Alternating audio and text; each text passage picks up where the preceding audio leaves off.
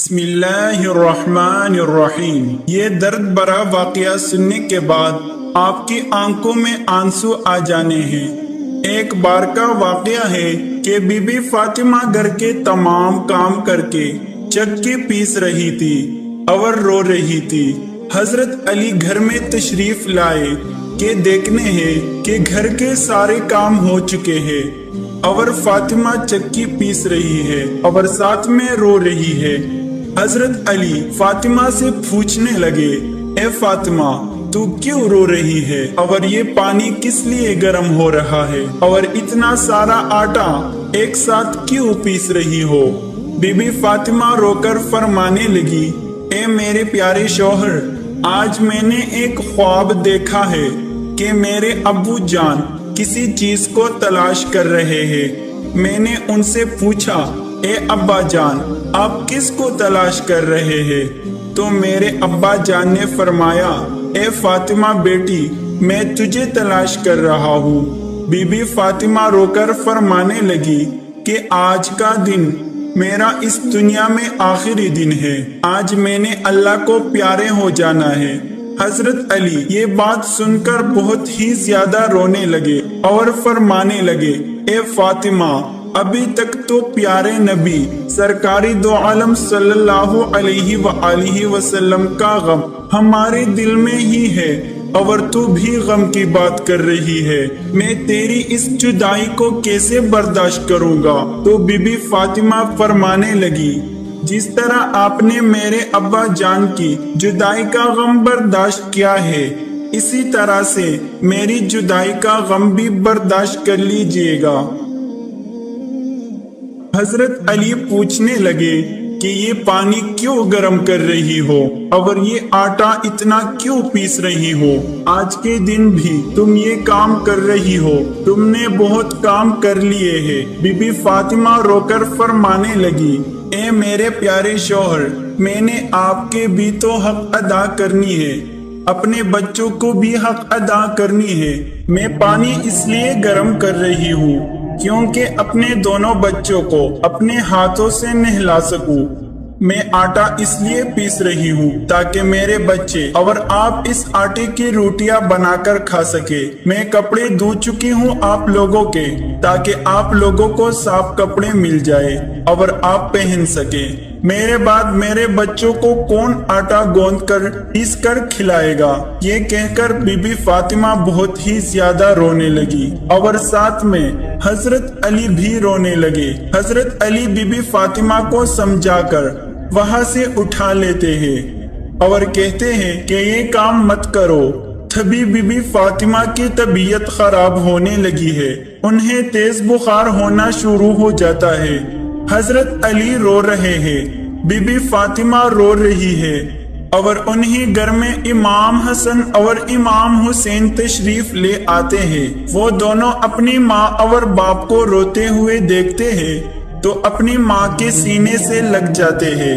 ذرا سوچئے وہ کیسا عالم ہوگا، وہ کیسا منظر ہوگا جس ماں کو پتہ چل جائے کہ آج میں نے اس دنیا سے رخصت ہو جانا ہے اور میرے بچوں کو کیا جائے گا، میرے بچوں کو کون کھانا کھلائے گا، میرے بچوں کو کون روز سلائے گا۔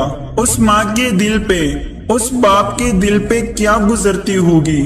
حضرت علی رضی اللہ تعالیٰ عنہ بہت ہی زیادہ رونے لگے اور فاطمہ رضی اللہ تعالیٰ عنہ بھی بہت رونے لگی اور اپنے ماں باپ کو دیکھ کر امام حسن اور امام حسین بھی رونے لگے اور پوچھنے لگے، اے بابا جان آپ کیوں رو رہے ہیں؟ حضرت علی خاموش رہے، پھر بی بی فاطمہ سے پوچھنے لگے، اے امی جان تم کیوں رو رہی ہو؟ تو بی بی فاطمہ نے فرمایا کہ تم دونوں اپنے نانا جان کی قبر پر چلے جاؤ۔ حدیث شریف میں آتا ہے کہ امام حسن اور امام حسین پیارے نبی صلی اللہ علیہ وآلہ وسلم کی قبر پر چلے جاتے ہیں، وہاں پر جا کر بیٹھ جاتے ہیں۔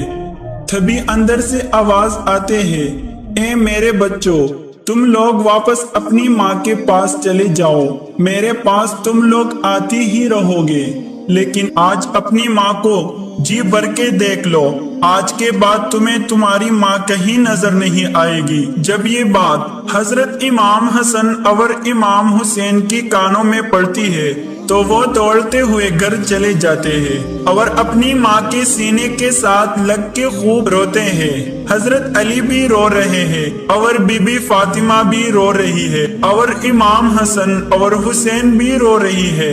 اتنے میں ہی بی بی فاطمہ کی طبیعت اور بھی خراب ہونے لگی ہے۔ وہ حضرت علی کو اپنے پاس بٹھا کر اسے 3 باتیں کرتی ہے۔ پہلی بات تو یہ کہتی ہے کہ میں نے آپ کے ساتھ کوئی بھی کوتاہی کی ہو، آپ کی خدمت میں کوئی بھی کوتاہی کی ہو، آپ کی نافرمانی کی ہو، آپ کا کوئی حکم نہ مانا ہو تو مجھے معاف کر دیجیے گا۔ حضرت علی رو کر کہتے ہیں، اے فاطمہ، تو نبی علیہ السلام کی بیٹی ہے، تو نے اپنا حق پوری طرح سے ادا کیا ہے، میں تجھ پر ہمیشہ خوش ہوں، مجھے تجھ سے کوئی گیلا نہیں ہے۔ بی بی فاطمہ دوسری بات کہتی ہے، اے میرے پیارے شوہر، جب میں اس دنیا سے وفات پا جاؤں اور آپ نے دوسری شادی کرنی ہو تو کر لیجئے گا، میرے بعد میرے بچوں کو میرے جتنا پیار بھی دیجئے گا، ان کو ماں کی کمی محسوس نہ ہونے دیجئے گا۔ اور بی بی فاطمہ تیسری بات آپ کو حیران کر دے گی۔ بی بی فاطمہ تیسری بات یہ کہتی ہے کہ جب میں اس دنیا سے وفات پا جاؤں تو آپ میرے جنازے میں کسی کو بھی نہ بلائے گا۔ یہ بات سن کر حضرت علی حیران ہو جاتے ہیں اور کہتے ہیں، اے فاطمہ، تو نبی علیہ السلام کی بیٹی ہے، میں تیرے جنازے میں کسی کو کیوں نہ بلاؤں؟ تو بی بی فاطمہ فرماتی ہے کہ میں نے آج تک اپنے آپ کو پردے میں رکھا ہے، مجھ پر کسی غیر محرم کی نظر نہیں پڑی، میں چاہتی ہوں کہ میرے مرنے کے بعد بھی مجھ پر کسی غیر محرم کی نظر نہ پڑے۔ جب شام ہو جائے، اندھیرا ہو جائے، آپ مجھے تب دفن کر دیجئے گا۔ یہ باتیں سن کر حضرت علی بہت رو رہے ہیں، بی بی فاطمہ رو رہی ہے اور امام حسن اور حسین بھی رو رہی ہے۔ سوچئے ذرا وہ کیسا منظر ہوگا جب ماں رخصت ہو رہی ہے ہمیشہ کے لیے اس دنیا سے اور اس کے بچے اس کے پاس بیٹھ کر رو رہی ہے۔ یہ الفاظ کہہ کر بی بی فاطمہ ایک اور بات کہتی ہے کہ میں نے آج روزہ رکھا تھا، میرے ابو جان نے میرے خواب میں آ کر مجھے یہ فرمایا ہے کہ اے فاطمہ، تو سحری کر علی کے دسترخوان میں اور افطاری کرنا میرے ساتھ، اپنے پیارے بابا جان کے ساتھ۔ یہ باتیں کہہ کر بی بی فاطمہ اللہ کو پیاری ہو جاتی ہے۔ بی بی فاطمہ کو کفن پہنایا جاتا ہے اور جنازہ اٹھایا جاتا ہے۔ روایات میں آتا ہے کہ جب بی بی فاطمہ کا جنازہ اٹھایا جاتا ہے تو ایک طرف سے حضرت علی کاندھا دیتے ہیں اور دوسری طرف سے امام حسین رضی اللہ تعالیٰ عنہ کاندھا دیتے ہیں۔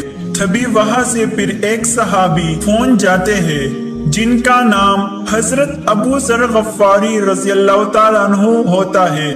تبھی حضرت علی ان سے فرماتے ہیں کہ آج نبی علیہ السلام کی لاڈلی بیٹی کا انتقال ہو گیا ہے، ایک طرف سے تم کاندھا دے دو۔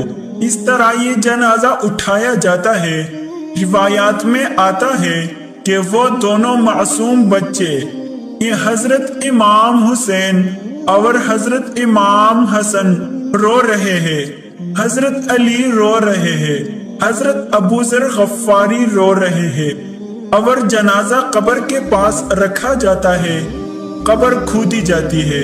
حضرت علی اس قبر کو دیکھتے ہیں جس قبر میں بی بی فاطمہ کو رکھنا ہوتا ہے۔ حضرت علی بہت ہی زیادہ روتے ہیں، ان کی داڑھی بھیگ جاتی ہے۔ حضرت علی کبھی بی بی فاطمہ کو دیکھتے ہیں اور کبھی اپنے بچوں کو دیکھتے ہیں۔ یہ منظر دیکھتے ہوئے حضرت ابو ذر غفاری بھی روتے ہیں اور قبر سے کہتے ہیں، اے قبر، کیا تجھے پتا ہے کہ یہ جنازہ کس کا ہے؟ یہ محمد सल्लल्लाहु अलैहि वआलिहि वसल्लम की बेटी का जनाजा है। ये अली की बीबी का जनाजा है, जिसको हजरत इमाम हसन और हुसैन कहते हैं। ये उनकी माँ का जनाजा है। तब भी कब्र से आवाज आती है कि मैं रिश्तेदार नहीं देखती, मैं अमाल देखती हूँ। ये कब्र की आवाज जो आती थी वो बीबी फातिमा के लिए नहीं थी, क्योंकि बीबी फातिमा तो बख्शी बख्शाई थी और वो जन्नत की औरतों की सरदार थी। बीबी फातिमा हर गुनाह से पाक थी। ये आवाज तो हम जैसे लोगों के लिए थी जो गुनाहगार है। बीबी फातिमा को कब्र में दफनाया गया और हजरत अली अपने दोनों बच्चों को सीने से लगाकर वहां कब्र के पास बैठे काफी देर तक रोते रहे और दोनों बच्चे भी काफी देर तक रोते रहे। वो अपनी माँ को याद करते रहे। वो हमारे प्यारे नबी हजरत मोहम्मद सल्लल्लाहु अलैहि वसल्लम का घराना था। वो तो बख्शे हुए लोग थे, जन्नती लोग।